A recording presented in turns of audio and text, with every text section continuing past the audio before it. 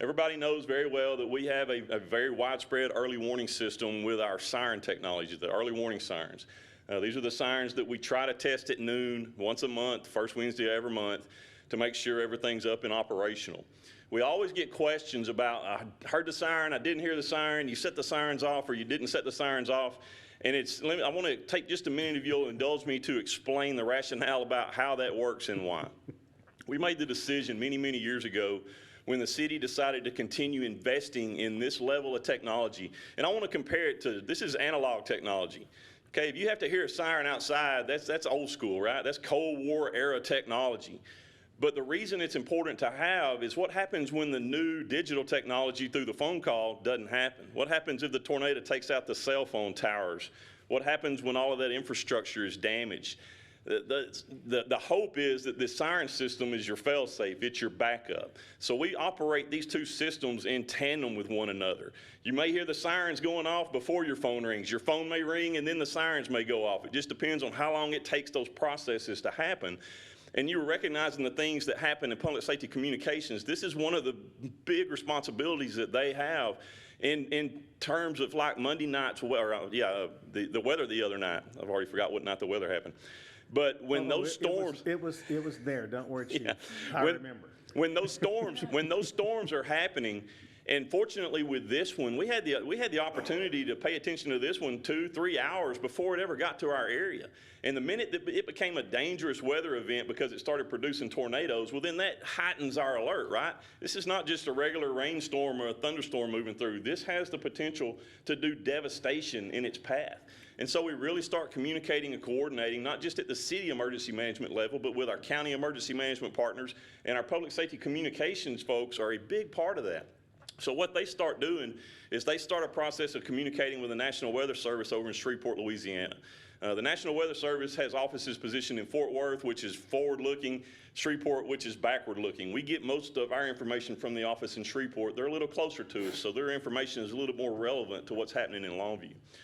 So anytime we go under a tornado warning in Gregg County, not just the city of Longview, but anywhere in Gregg County, the decision was made many, many years ago that because of the geography of Gregg County, coupled with the size of the city of Longview's footprint inside that county, the rationale is that if any part of Gregg County is under threat, well, so is the city of Longview.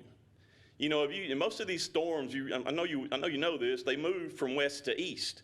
So when that storm's getting bad on the edge of Kilgore, it's just about 20 or 30 minutes away from getting bad in the city of Longview. Or if it starts up in Gladewater, it starts up in White Oak. And our theory is that the sooner that we can get people's attention to say, hey, there's something that we're paying attention to that we need you to know about, well then they can take those protective steps at home, bring the kids in from outside, go to your safe space, turn on the TV and start paying attention to the local news, or turn on your weather radio and decide for yourself, how do I need to respond to this?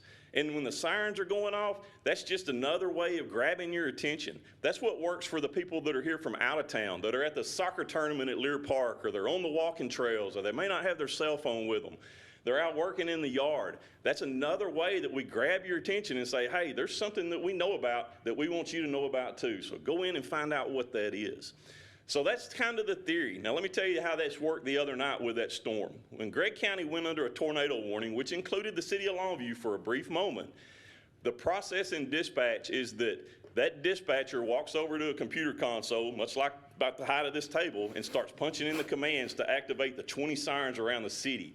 We don't spot check sirens. When we set them off, we set them off, because what's the one thing about severe weather you know? It's pretty much unpredictable. That tornado can hop from Spring Hill to South Longview, and there's nothing you can do about it. So if it's good for Spring Hill to know about, it's good for South Longview to know about, is our theory. Let everybody know that there's danger out there. And so what will happen is while that dispatcher is preparing to activate those sirens, another dispatcher is on a direct emergency backdoor line to the Weather Service office in Shreveport, confirming that that weather is a threat to Longview. So what happened with the weather the other night? Gregg County went under a warning that dispatcher was walking over, typing in the commands, fixing to push the button to activate the 20 sirens, and the dispatcher on the phone said, stop, I've got solid information from the Weather Service that the city of Longview is not going to have an impact from this tornado, or this tornado threat, okay? Radar indicated tornado. And so the decision is made to follow the policy and say, well, let's not stir up 85,000 people because there's no immediate danger. And we've confirmed that and verified that with the people that are experts on weather. So that's how that works. And I know people don't understand, you know, how some of this stuff happens in the background, but that's the why.